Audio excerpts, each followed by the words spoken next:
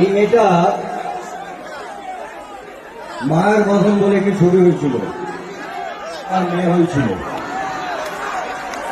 আর আপনাদের আশীর্বাদে গত 2 বছর আগে কৌশিক গাঙ্গুলির একটি ছবি কাবেরীর অন্তর্ধানে আমার নায়িকা হয়েছিলেন। আর আগামী মে মাসে আমাদের একটি ছবি রিলিজ করছে। সেই ছবিটা বঙ্কিমবাবুর লেখা দেবী চৌধুরানী, আপনারা নিশ্চয়ই জানেন। এবং তাতে দেবী চৌধুরানী সেজেছে আমার মেয়ে, আর আমি সেজেছি ভবানী পাঠক। তো ছবিটা আপনাদের সবার খুব ভালো লাগবে, ঐতিহাসিক ছবি হতে চলেছে।